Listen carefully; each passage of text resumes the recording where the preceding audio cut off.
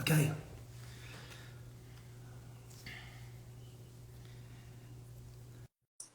Julian's about the most tech-savvy person I know, but everybody said. I'm sure you'll be on time. Look at that. What was I just saying? How are you? I was just saying you're the most tech-savvy person of everybody I know, so I knew you'd be on time, as opposed to half of them that can't even get on to see me at tea time. How are you doing? Fine. And Well, it's sort of after dinner drinks time for you, really, isn't it? It's not tea time. exactly. It's You guys aren't. more a cocktail. Yeah. You look good. It's the stress, it's the additional stress of the moment. It's great for my health. So where are you? You're in Portugal. You look as if you're in the archive. You're in an archive somewhere. In my office. Ah, okay. That's very well organized, the archive behind you. What is that? Is that lots of Stasi files that are incriminating on curators in different museums around the world? That's an old file. Ah, okay. I'm losing you a bit, sound wise. Hold on. That's Is it better now? that is much better. Yes. Yeah. Did you have it at the bottom? I have to hold this. I have to hold this. Yeah, I did at the bottom. I didn't want to hold the phone. No, don't hold it. You'll make me seasick. Did you have it? Was at the bottom of the sink or something? Was it? It was. Hold on. That's much better. Just keep it still. Is that all right? It's okay like this. Yeah, it's good. It's good. Okay. Cool. Okay. So speaking of old things, Julião. Yeah. You realise that you are the oldest. You're the oldest artist in the gallery. I don't mean that you're the oldest artist in the gallery. No. I mean that you are the artist in the gallery that we have worked with the longest. I know. I know that. I know that. I apologise in advance. Yeah. We've come a long way. Before we start talking about very serious things, which of course Tea Time with Sean is famous for, it's not famous for very serious things at all. But I received some questions to ask you. You did? I did. One of them was somebody wanted you to tell the story, which I regard as you putting the historical record straight for both of us. Mm-hmm. of the time that you introduced Marina Abramovich and I. Okay. But who wants to talk about her? But I thought it would be super interesting to ask you to tell the story of, if you can do this in a politically sensitive way. Okay. To tell the story of you and Marina in the Brazilian jungle judging the boom boom competition. Now, you see, this is the good thing about Tea Time with me, because I'm the only other person in the world that would know about this story. Oh, well, so... And now everybody's going to know about it. You really want me to tell it? Only if you can do it in a politically correct way. I'll do my best. So yeah, well, try very hard. Marina and I and Anthony Gormley and a bunch of other artists were... Don't drag poor Anthony into this. We're together in the Brazilian jungle, in the Amazon. We were there in this program, the Goethe Institute program. And as a matter of fact, Marina and I, we went together. We kind of got together in Zurich, and then we went to Brazil together. And we've been there already, I don't know, maybe a month. And we were in a place called Breves, I think it was Breves. I mean, it's a small place in the Amazon. But this is for, let's just set the scene. This is for a respectable, acknowledged art program. I'll be very, very respectful. Right. And so we arrived in this village, and And this was like Wild West, huh? Guys with guns and machetes and, you know, basically men only, no women. And So it's then, like the White House, basically. exactly, absolutely, well said. So, you know, we were there, and these people came to us and asked her. I can't remember really the people who were. I mean, maybe the mayor of this place. I don't know. I can't remember now. They invited us to be the jurors of a competition that would be held that evening. And so we asked, what kind of competition? So it's Miss Boom Boom. Miss Boom. Boom Boom is your butt, right? So basically, This is going south fast. something Brazilians appreciate, I guess. So,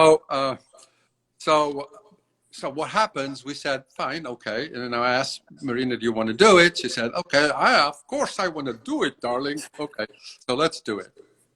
So we kind of set the time. The time was maybe at 8 o'clock or 8:30 that we were supposed to go to this bar and, you know, and see this pageant.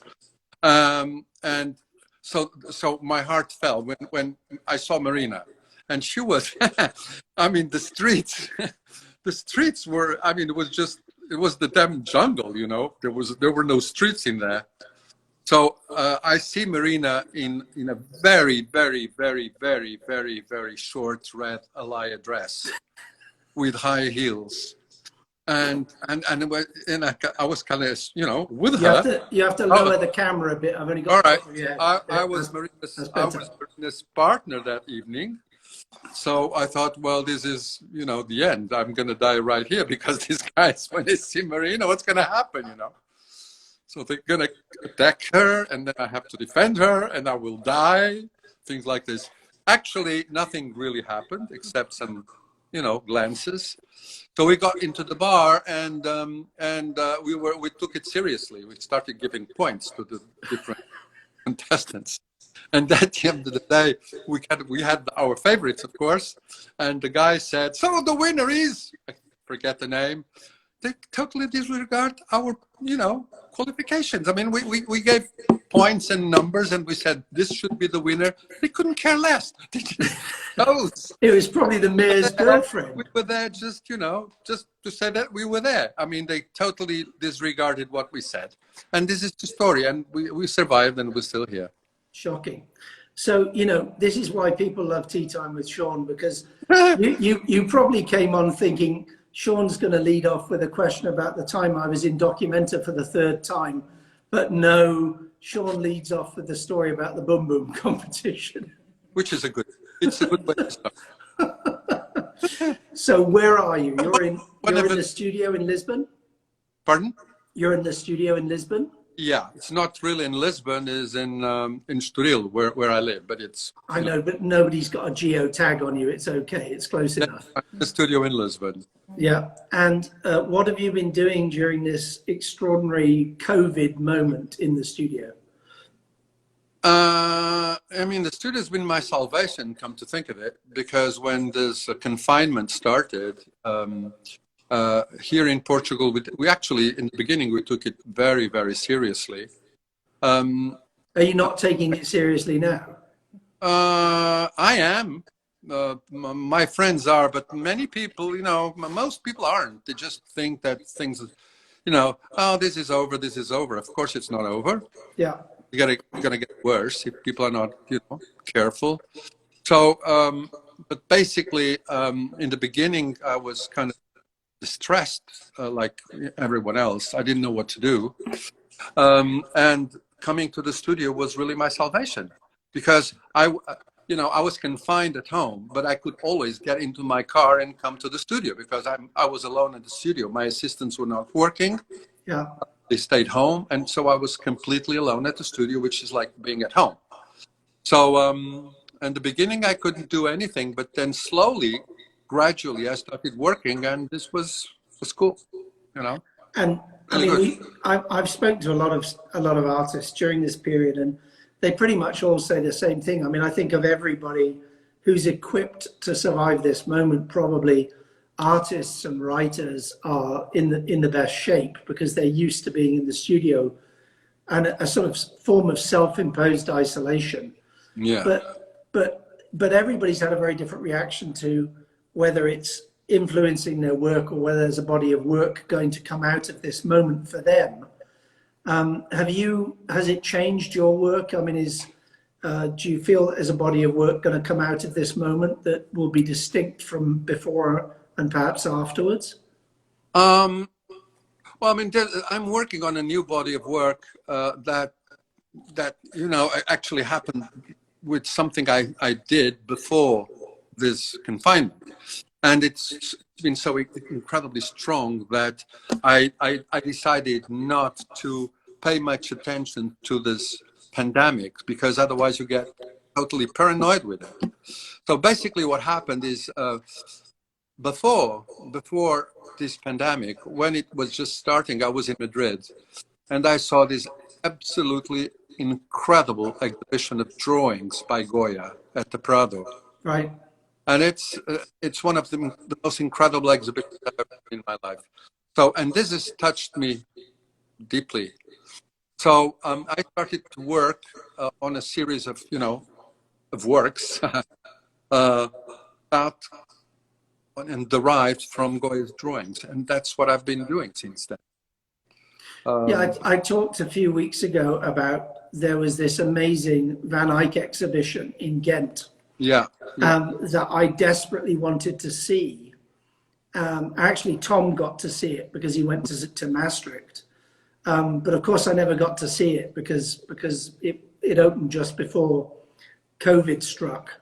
Yeah. And it's one of those, moments where you just go, I'm never going to see that body of work together again, probably like the Goya show. Or another one I remember that we saw together many years ago in Venice, the Titian exhibition at the Palazzo Ducale. Yeah. Those are exhibitions that really stay in your memory forever. Of course. Yeah. So was it just drawings by Goya? Drawings, just drawings by Goya. Wow. And of course, the Prado has an incredible collection of Goya drawings, as you know. Yeah. But what the beauty of this exhibition is that, and again, is one of the exhibitions that you see once in your lifetime, is that they have drawings from all over. Yeah. All over, from America, from Russia, so to get all those drawings together again, not in my lifetime, I'm afraid. So it was an incredible experience, Yeah, those are special moments. Yeah. Julião, when you started out as a young artist in the 70s, before you really... I'm older. Well, I was trying to be nice. To you. All right, when you started out as a young artist in the 1930s, before you really knew anything about the art world that we came to know, which is no longer the art world that we know. Yeah.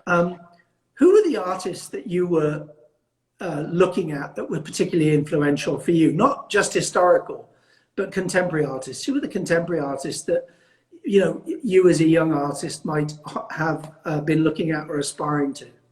I mean, live artists. So, I mean, because of course there was Duchamp, but Duchamp was dead by then.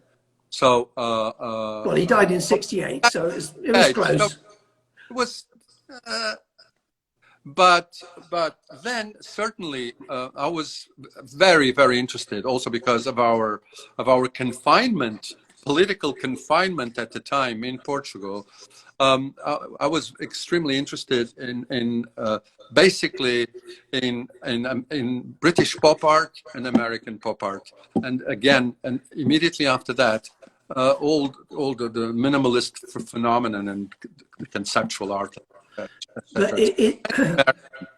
Because we had been kind of given all the information about French art, because we were a francophone culture in Portugal. Yeah. But what's incredibly important to understand about that moment from the point of view of a young artist is that you grew up under in a fascist dictatorship. Yeah. Right. So you probably could not travel. You probably didn't have a lot of access to a lot of information about what contemporary art was being produced elsewhere. Not dissimilar to the environment that Marina grew up in Serbia. I mean, how were you getting your information about what was happening in New York or London or Paris at that time? I tell you how. Pre-internet, of course. Pre-internet. A friend of mine and myself, a friend of mine who unfortunately already died, but you met, Julião, you remember? Yes, very well. Yeah. We were young and we wanted to be artists, and we were very young artists, and we used to go to the American Embassy in Lisbon. And at the American Embassy, they had in their library, they had Art Forum and Art in America. I still remember. And they used to give us the old issues. I mean, like, right. You're in November. They would give us like the summer issue. So I still have many issues of Art Forum and Art in America given to me by the American Embassy in Lisbon at the time. And that was the only place where we could look at that. And so, when you left the American Embassy, clutching your issues of Art Forum and Art in America, were you immediately arrested by the secret police and taken to a basement somewhere? Or look, they had absolutely no idea what Art Forum or Art in America was. They didn't have any idea what art was to start with. So, no, not really. So I'm jumping around a bit, but these are lots of things that, perhaps I know about you and maybe not everybody else knows about you. But you then spent a lot of time in Africa, didn't you? No, not really a lot of time. I mean, I was there a year. That's not a, well, yeah. Well, you were there in the 70s and you spent some time in Africa, which not everybody did. No, it's true. It's true. And I spent a year in Africa, to be honest. And I lived in Mozambique and I lived in South Africa. And what were you doing there? I got married. Oh, God, I knew it was going to be a woman at the bottom of this. My first wife was South African. Shall we just clear that up for a second, in the hope that Isabel is not watching? So I lived in Johannesburg. How many wives have there been? Yeah. So she's listening. Yeah. Somewhere. Okay. Sorry, Isabel. So I did spend, and it changed a lot my perception of things, because for the very first time, I mean, now it's obviously completely different, but for a young Portuguese person at the time, going to Africa meant a lot of things, both socially, politically, but also in very natural terms of nature. I had never been in a place where the horizons were so big. It felt, the first time I went to the bush itself, it felt like, it was never ending, that I was the first person that have ever been there, So, and this gave me a completely total grasp of things. It was important. Did you manage to see any contemporary artists in Africa when you were there? Was there much going on? I did. Well, yes, one, because I worked there. I actually did an exhibition there, prepared an exhibition there, and I was my guardian angel was an artist called Malangatana Valiant. He was an artist from Mozambique, and he, let me work in the studio, and he lent me. I didn't have any money, so he gave me canvases and paint and brushes and all the material. I owe him that. I mean, he was great. He's dead now. Is he a known artist? I mean, did he make a career? I mean, yeah. I mean, known. Define known. I mean, when Okwi did the show, that beautiful exhibition at the Kunst of Art since 1945, he was there. He was in that show. So is somehow known. Yeah. And he was known in Mozambique, and he was known in Portugal. I mean, it's worth trying to remember, because these things now almost assume the importance of archaeological digs for the younger generation. But it's worth remembering that until the exhibition Le Magicien de la Terre in, I think, 89, 88, 89, until that exhibition happened at the Pompidou, I mean, that was just an extraordinary moment when that show, which brought so many artists from all over the world together, happened in Paris. Yeah. And I remember seeing that exhibition and being completely blown away, because it sort of wrecked the traditional notion of this very linear conversation that went from Europe, Paris to America. Yeah. And suddenly you're aware of all this incredible work being made all over the world. Now, of course, we take it for granted. But in 88, 89, that exhibition was revelatory. Do you remember going to see that show and what you felt when you saw it? I do remember, and I think that Jean-Hubert Martin did an incredible job. Incredible job, of course. You know, it was the first time that we could see all that together. Yeah. So it was very, very important. And Mark Francis worked on that exhibition as well.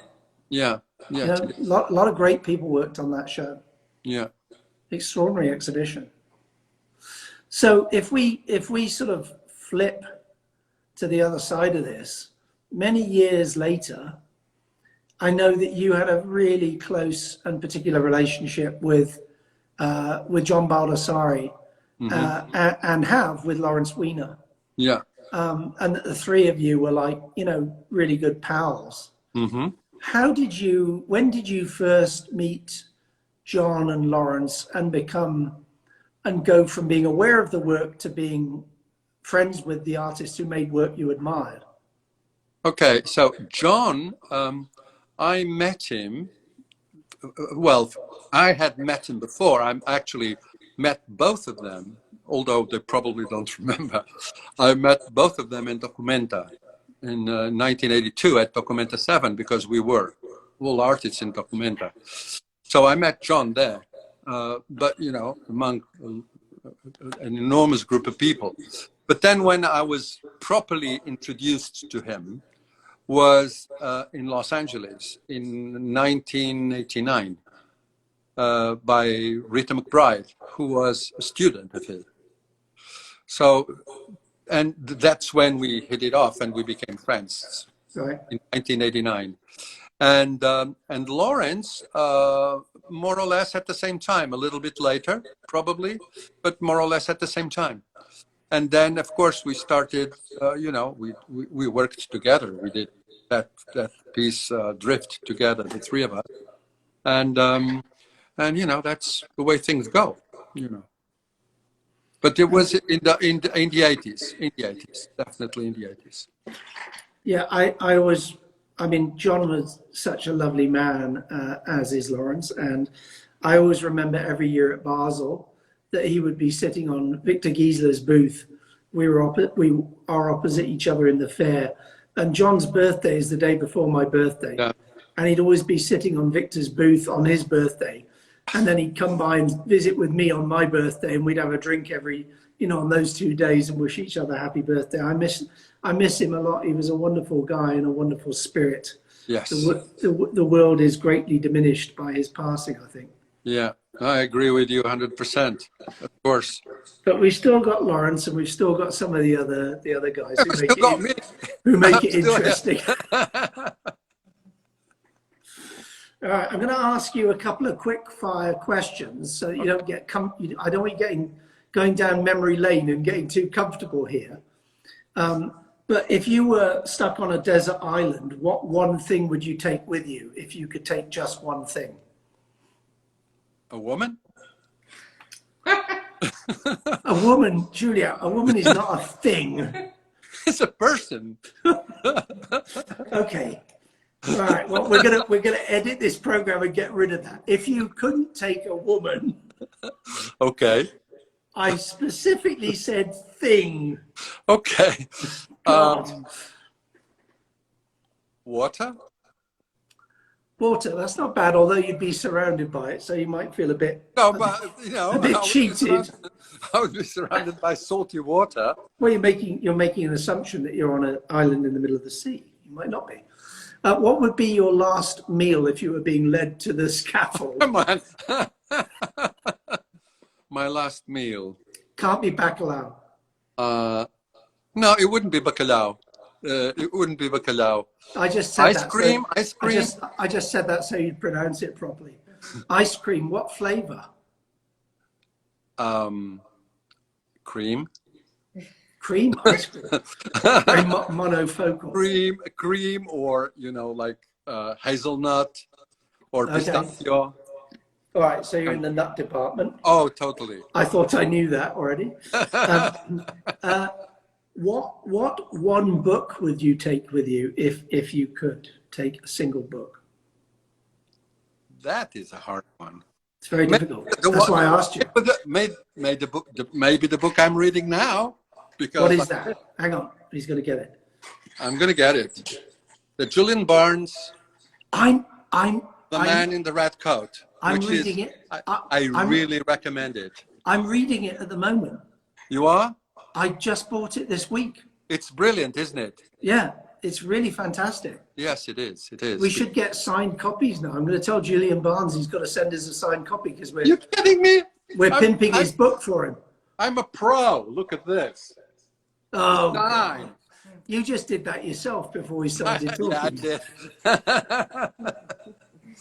No, that's so weird because I am reading it. It's about what's the guy's name who? It's the Count Pozzi. Count Pozzi. Yeah, the Pozzi. He was a doctor. Right. But what I think it's absolutely amazing about this book is that you don't really know if this is a novel or a history book. Yeah. Because every character in the book is real. All the stories that he tells are real. Yeah, So that's great. basically a history book about the Belle Époque. You've used literature in your. I mean, this is a very good segue. You've used literature in your work a lot, and it's been featured in the work a lot, including using book covers in the work as installation. Is the idea of this kind of conceptual or virtual library of ideas or precedents very important in your work as well as architecture? Oh yeah, absolutely. As well as architecture, as well as music or film. Oh, absolutely. And this library that I have that you're talking about, which is it's basically a set of 25 books that they're not like the most important or the best books in the world, but they are 25 of my books from my own library that are really important to me in different ways, and that they totally connected with the work that I make, and without which I wouldn't be doing what I do. So you've used them in your work. I mean, I think that you use them in your work rather like a number of other motifs in the work over the last 4+ decades. Yeah. Rather like sort of scaffolding in the work. They're like an architecture that you hang ideas on. Yeah. So how important is the idea of this superstructure that you layer into the work, that you could put album covers or book covers or quotations or plans of architecture onto that as a matrix? Well, it's actually the basis of everything that I do. You know, what I do today, and I say this very often, what I do today is based on what I did yesterday and the day before yesterday and all the days before. So it's like the work, the result of the work is a result of several layers. And every hour there's another layer, or every minute or every second. And so it goes up, up, up, up, up, and the work is composed of all those layers. And all those layers contain many things, contain ideas on art, on architecture, on film, on feeling, on people, on literature, on everything. And so the work it's not unidimensional, it's pluridimensional in that sense. It's interesting because when people appear in your work, they normally appear in fragmentary form. You get a hand or an arm or an elbow, or the famous and eponymous woman who doesn't have the head in the black dress. Yeah. Why depict? Why are the depictions of people fragmentary? Well, because to start with, because I want, number one, they're fragmentary because I don't want to represent the whole thing.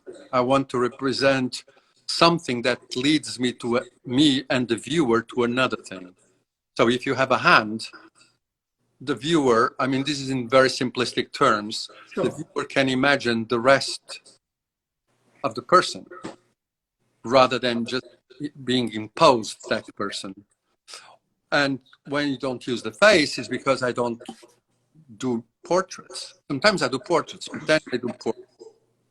I just use ideas of generic people. So that's why they have no faces. And the fragments are just because they open up the possibility, many possibilities.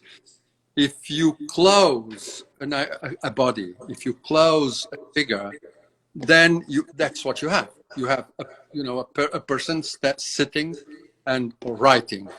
But if you have, say, just a little two fingers with pencil, you don't know if it's what kind of person we're talking about. You don't know if that person is sitting or standing, if he's old or young.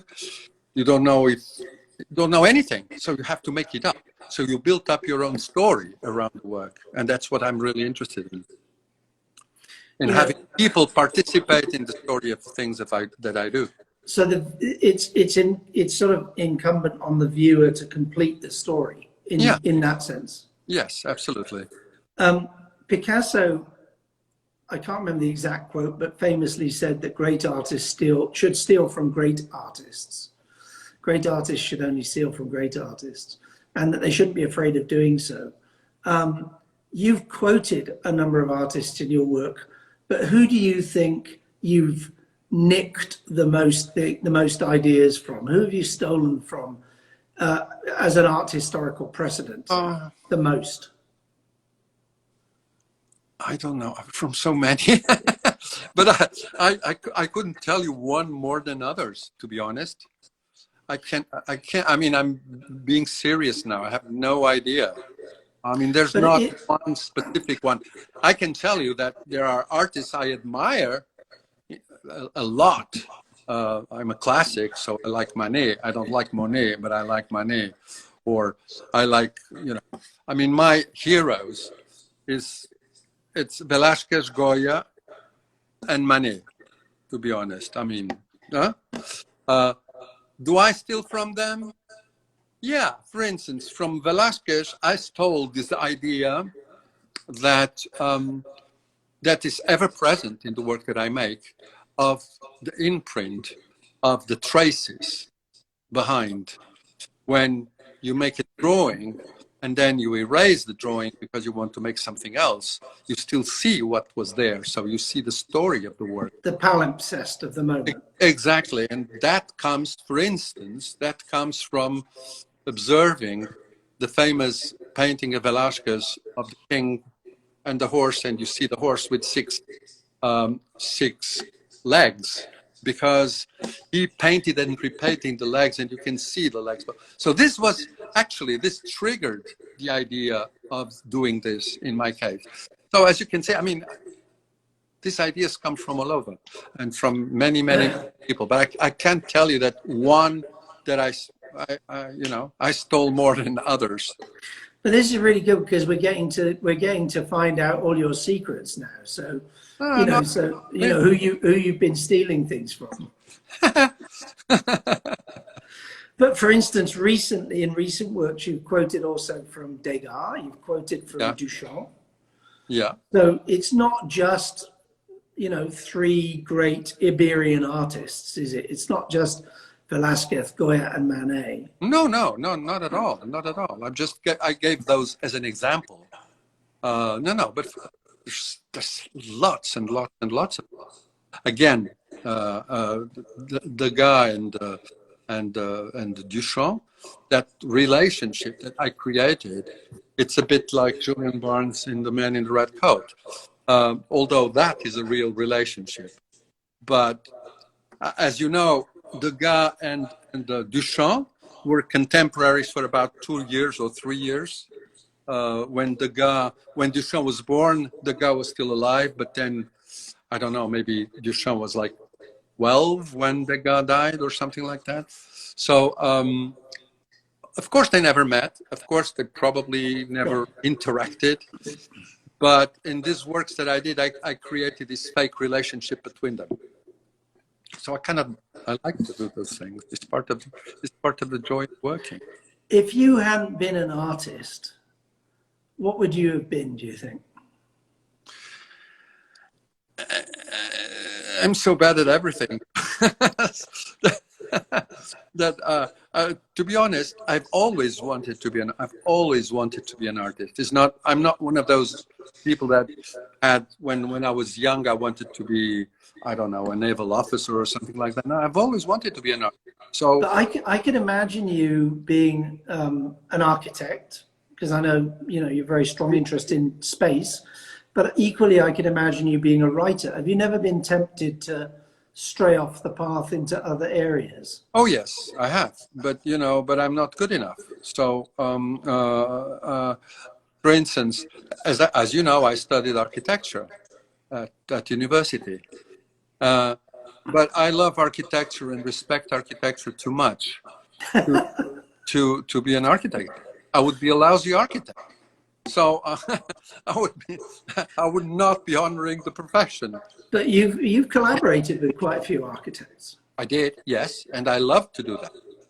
But I'm not an architect, and I could never be a good architect. So one knows one's limits. Stay in the lane. Exactly.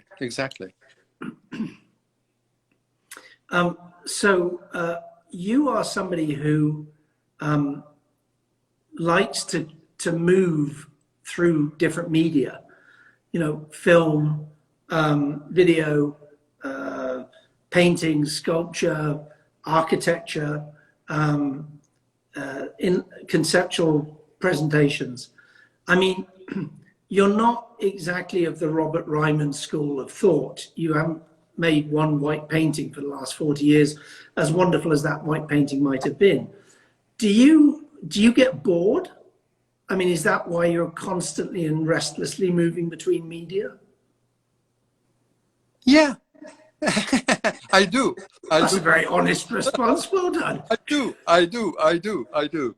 But mainly because, and I think we've had this conversation already, not publicly, but we did have this conversation. Exactly, you're not supposed to admit to that.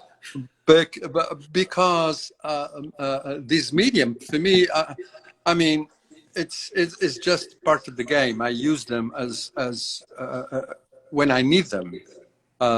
When I say that I'm not a painter, or I'm not a video artist or sculptor, or it's really true, because I am an artist with ideas, and I try to give a certain body to those ideas, and then I used whichever medium I think it's more natural to do that.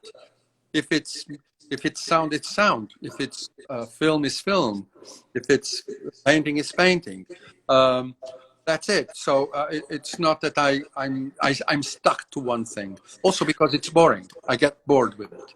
So, I mean, if we put it down to a sort of restless imagination, how does that sit within a way of working where, you know, everybody always wants everybody to literally to stay in their lane?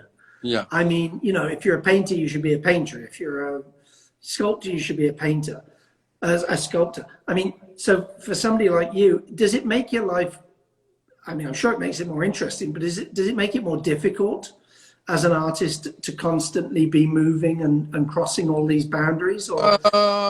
Well, not necessarily. It doesn't make it more difficult. It may be more difficult for the people that follow me rather than for myself. I mean, for me, it's very natural. It is Right. really, really natural. And what I think it's very interesting is that when you have a big exhibition, like, for instance, the one that I had at Saralves Museum, the retrospective in 2012, and you see that was an enormous exhibition, as you remember. Sure. And see all this incredible different body of work from the 60s until now, with films, videos, performances. But come to think of it, at the end of the day, you can see it's me. You can see it's no one else could do that, because there's a kind of a personal imprint in there. Sure. Although they are different mediums, Sure. you can see they come from the same person, the same mind, and the same interest. So that's really what I'm interested in. Yeah, there's a sort of DNA. There's a common DNA to the whole project. So what are you working on now? What's next? What I'm working on is on this series of works on Goya, and I've just finished an exhibition that was supposed to open in London in last May, of course. But as you know, London is not the best place in the world to go right now. So this exhibition has been postponed for next year. But we're working on this big show, which will open in a museum, in the Berardo Museum in Lisbon next year. It will be a huge exhibition, which will eventually travel to other museums, and it's going to be a surprise, because I'm doing new work for it, but then there will be very old work in it. So the curator and I are having a good time discussing it. Who's curating it? The curator is Catherine David. Okay. Yeah. So for somebody with a very restless and peripatetic imagination, do you actually like working on sort of shows that have a retrospective component? I do, because it's never only that. It's that plus something else. And also because shows, as you know, because you are a curator and you are a museum person, shows, as you know, this is like literature, the works are like words, and you put those words together and build a different sentence. Yeah. And different sentences, you build a novel. And so I love looking at my work in that sense, not as individual pieces, but as parts of a big whole. So, it works. No, that's great. And when is the show? What dates of the show do you think? Who knows?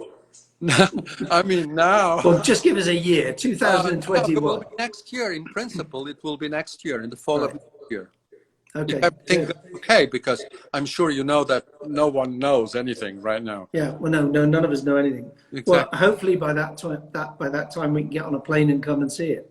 Hopefully. Otherwise, we'll prevail on you to give us a virtual tour of it. Definitely. You can count on it. All right, and don't forget, I want to see the Goya drawings before anybody else does. Absolutely. It's a promise. It's a promise. Okay, Julião. You really want to see them? I will send them to you.